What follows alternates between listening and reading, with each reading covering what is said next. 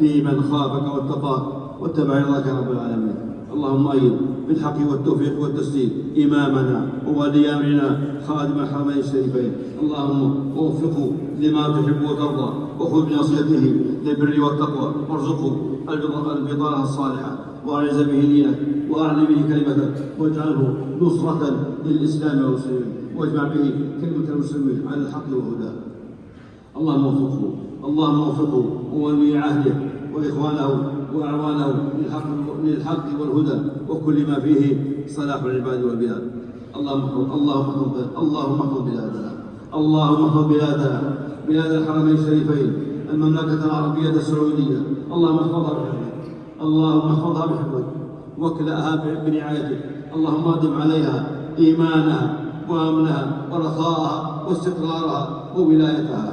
اللهم من أرادها بسوء فأشغله بنفسه، واجعل كيده في نحره، واجعل تدبيرا عليه يا قوي يا عزيز.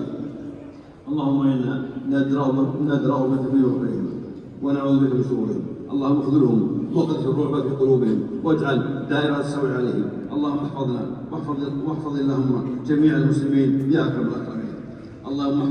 اللهم احفظ وانصر جنودنا ورجال أمننا المرابطين على حدودنا وثغورنا. اللهم أيدهم بتأييدك وانصرهم بنصرك. اللهم سدد سهامهم وأراهم وانصرهم على عدوك وعدوهم يا قوي يا عزيز.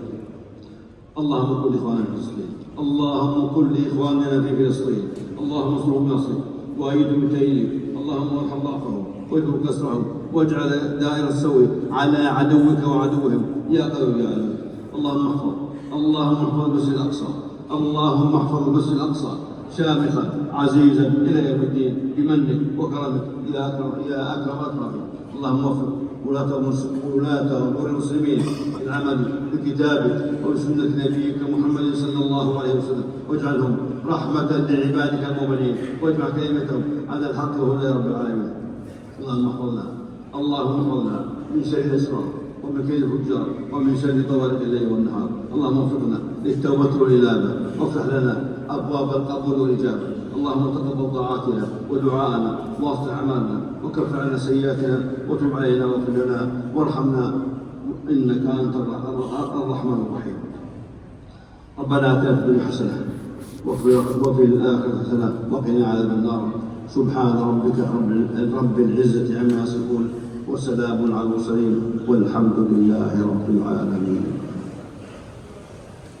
الله أكبر الله أكبر، أشهد أن لا إله إلا الله، أشهد أن محمدا رسول الله. حي على الصلاة حي على الفلاح، قد قامت الصلاة.